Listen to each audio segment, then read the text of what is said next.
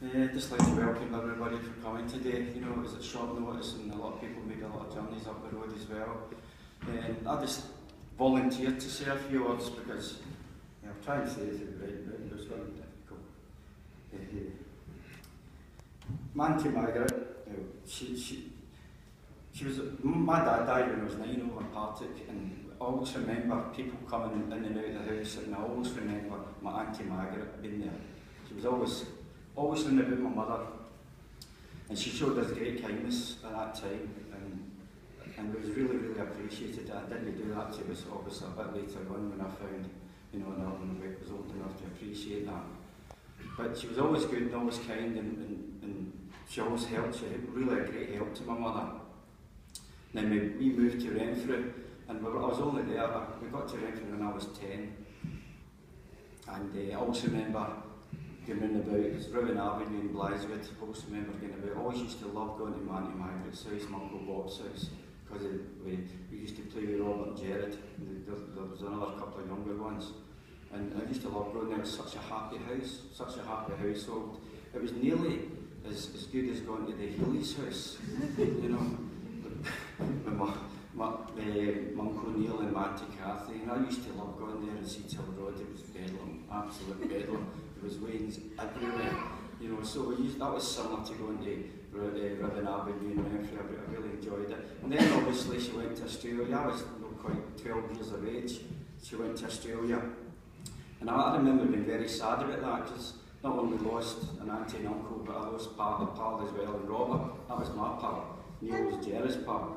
So it was very sad at the time, but we made a great life over in Australia. The family, there's 6 of them over there, so they're only slow.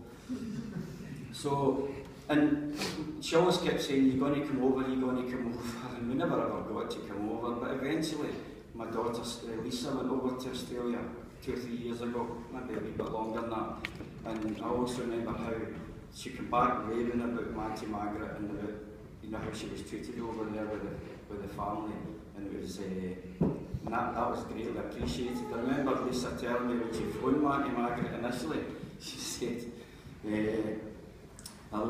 Lisa Young, and she's going, who? Lisa Young, she phoned her when she was over the school. This is Robert Young's daughter, and she went, oh my God, there's somebody from Scotland to come here at last. She says to Lisa, you know, so, and she looked after Lisa really, really well. So that was really greatly appreciated. Then obviously when she came back over, you know, she's 83 years of age, she was a bit frail, we were worried about her, and I know that the family in Australia were worried about her travelling as well, but my Auntie Margaret was always as sharp as a tack. She was her own person in her own mind.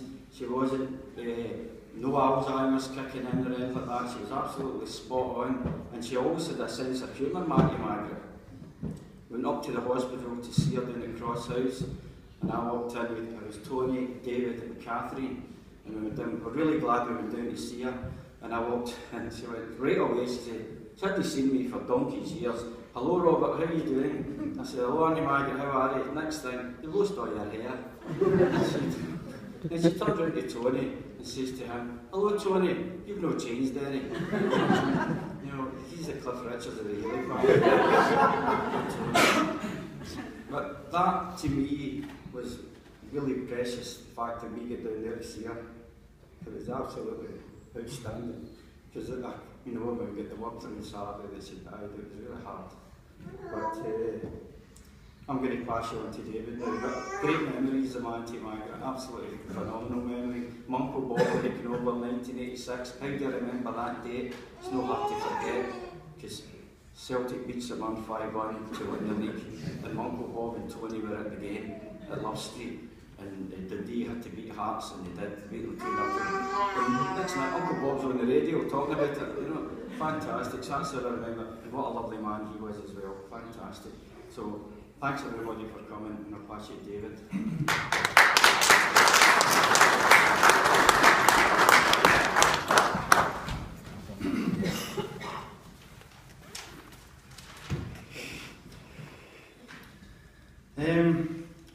Guys and gals, my name is Margaret.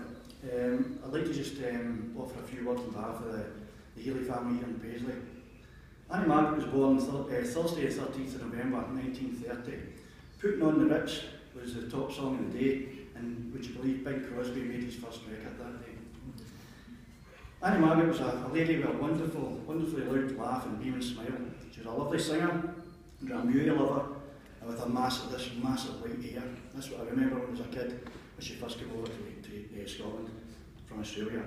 This was the woman we were introduced to when she first returned to her birthplace, Scotland, from her home in Melbourne, Australia, with her dad and her late brother Neil. Every time she ventured here to visit many relatives and friends in Manchester, Edinburgh, Renfrew, Paisley, she always brought plenty of warm, rosy sunshine with her. As you can see with the weather outside today, it's raining down in this. My mum and dad would be so excited and looking forward to see the baby of the family come in. Not just because Margaret was coming to visit, but also it would mean that our aunts and uncles and all the family would get the opportunity for a wee get together and a quiet party or two, something that the present Healy family have continued to do. It was always funny sitting watching these audiences chatting about old friends, stories of the ice rink, the pictures, the dancing in Paisley and Renfrew.